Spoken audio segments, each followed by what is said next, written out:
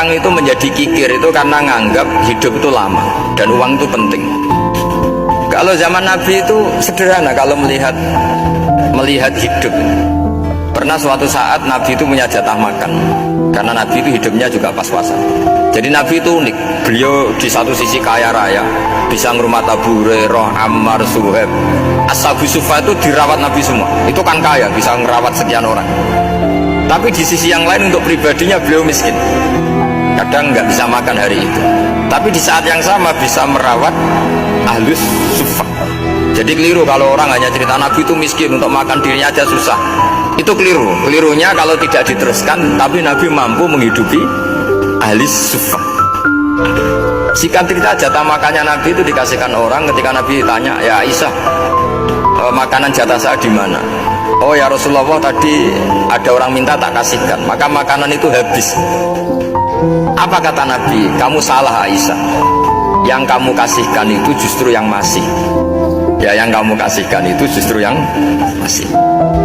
Sehingga Nabi menganggap, makanya Nabi terus ngendikan, ya kalau mukhatabnya lelaki ya kira-kira begini, wahallaka min malika illa ma akalta fa'afnaita walabista fa'ablaita. Terus hanya watasaddaqta fa'abqaita, kata Nabi. Harta kamu ya kamu makan kemudian ke WC jadi kotoran, atau punya pakaian mewah nanti rusak.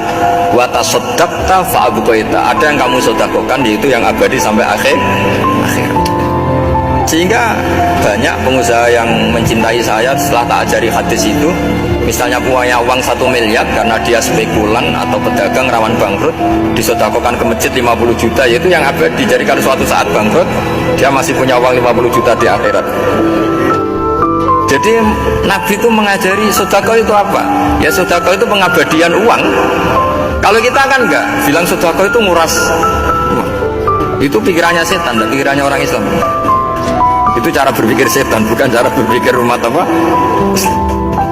Sehingga Sayyid Ali Zainal Abidin itu kalau ada orang minta, kemudian beliau ngasih, itu beliau bilang gini, marhaban biman hamala zati ilal akhirah. Matur nuwun nggih jenengan sembeto sangu kula nate. Jadi dianggap teller saja. Orang yang minta uang beliau itu dianggap tukang nyatet bank, karena sudah ditabungkan, ya sudah. Kalau kita kan enggak, wah pengemis tuh ganggu gini-gini. Kecuali pengemis profesi ya mungkin kita agak-agak enak. Pada zaman akhir tuh ada pengemis apa? Profesi, jadi repot tuh.